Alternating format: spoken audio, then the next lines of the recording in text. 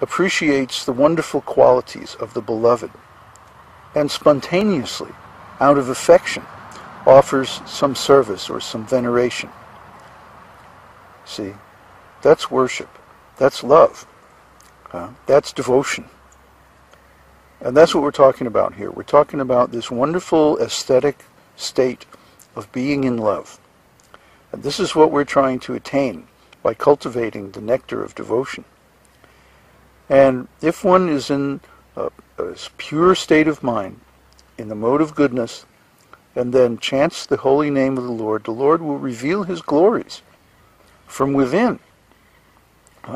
It's nice if you have a temple. It's nice if you have association of devotees. It's nice if you have Vedic scriptural knowledge and all that, but you don't need any of that if you simply chant the holy name with love. The love is the key ingredient here. And love is not a business deal. I know in the Western society it has become degraded, especially in marriage or relationships between men and women, where it's like, okay, I'll give you a place to live and you give me sex. It was very degraded, very low aesthetic. The actual romantic ideal is Krishna, because only Krishna can be perfect, unlimitedly perfect, and perfect in every way. And as we soon discover when we chant the holy name, Krishna has no hesitation of revealing His wonderful qualities to us and attracting us to love Him in this way. So this should be our orientation in chanting.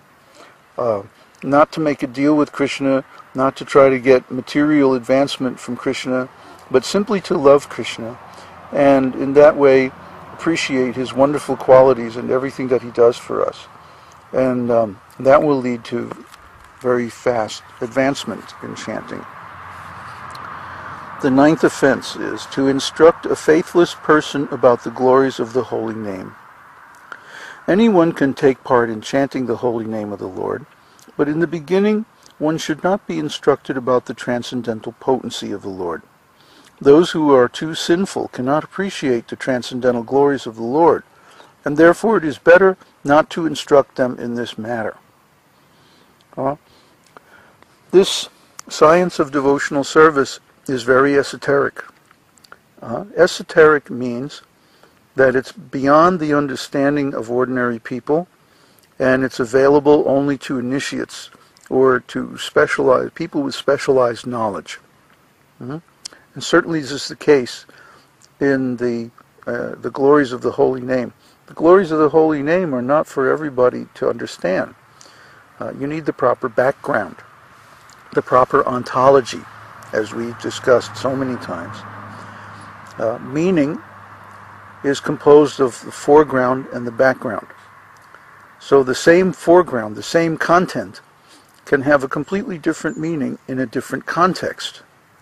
Depending on the person's background knowledge, depending on their level of education in spiritual life, the meaning of the holy name will be completely different for them.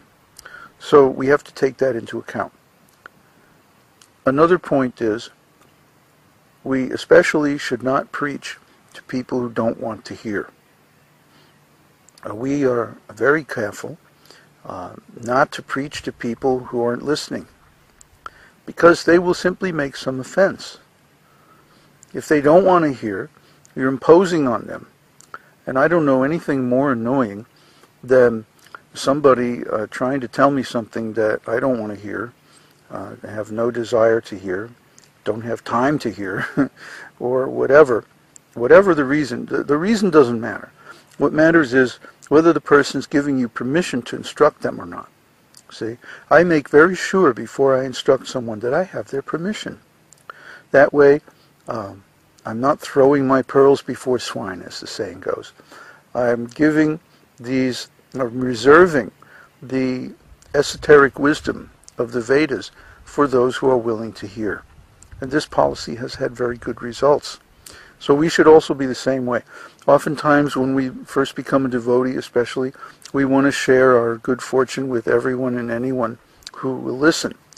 And in that in that enthusiasm, we make the mistake of preaching to people who really don't want to hear it, who have no thirst for this knowledge, no taste for it, and who will simply begin to criticize and argue and make so many offenses. And when we hear those offenses, that itself becomes an offense. To hear blasphemy and not be able to counteract it is an offense. We'll talk about that offense later on. But we don't want to hear blasphemy, especially if we don't have enough knowledge to counteract it with good arguments, and at least defeat the arguments of the other person, even if they're not convinced. At least, get them to shut up. So we should avoid these contentious situations by being more careful about who we present this knowledge to. And in our case, our website especially is very carefully constructed so that when people first come, they are given a comparatively lower level of knowledge. And then as they dig deeper into the site, they get higher and higher viewpoints on transcendental knowledge until they can actually join the university and take courses directly under the supervision of advanced devotees and like that. So we only expose the glories of the holy name and of Krishna gradually. So as they develop a taste for hearing, they can go deeper and deeper into the subject matter. This science of preaching is very deep and it's tricky, but the fundamental is very easy to understand. Do they want to hear? Oh, yes? Okay, preach to them. If they don't want to hear, just drop it. A little discretion in this way will go a long ways toward making your life easier, and because you avoid this offense. And finally, the 10th offense is to not have complete faith in the chanting of the holy names, and to maintain material attachments even after understanding so many instructions on this matter. Every devotee who claims to be a Vaishnava must guard against these offenses in order to quickly achieve the desired success. So what does it mean to not have complete faith in the chanting of the holy names? Well, if we had complete faith in the chanting of the holy name, then that would be the only religious or spiritual method that we need to attain complete spiritual success. For example, Haridas Thakur. Haridas was born in a Muslim family. In the beginning, he had no association of devotees. He simply had an attraction for the holy name, and he developed that attraction into constant chanting. So Haridas was constantly chanting the holy name without offenses. In fact, this is what it takes to actually reach the stage of no offenses, because the next topic, of course, is how do I get rid of these offenses if I have them? And of course, studying the scriptures helps. And when we understand how wonderful the Vedic knowledge is, when we understand how wonderful Krishna is, when we understand how wonderful the results of the holy name are, if you want to know more about the results of the holy name, then read the Phala Shruti, the closing section of Sri Vishnu Sahasranam. That gives you a good idea of the actual results of chanting the holy name as far as the material potency. But in the spiritual potency, the results are even more amazing. And simply by chanting the holy name, we can develop all the spiritual qualities of the greatest devotees and saints. So this is the one method that actually underlies and empowers all the other spiritual methods given in the Vedas.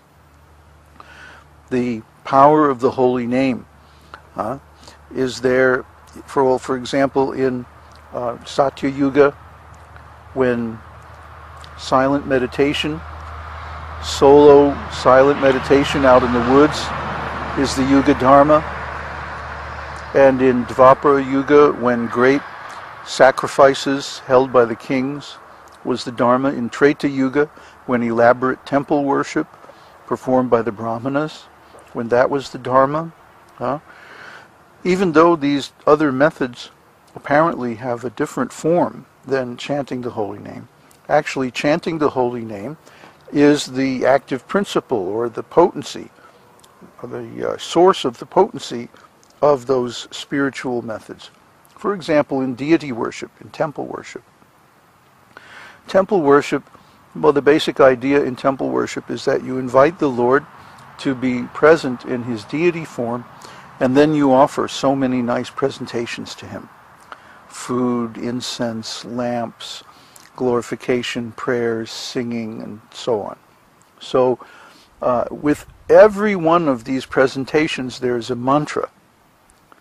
And the mantra includes the holy name of the Lord. In other words, if you're worshiping Lord Chaitanya,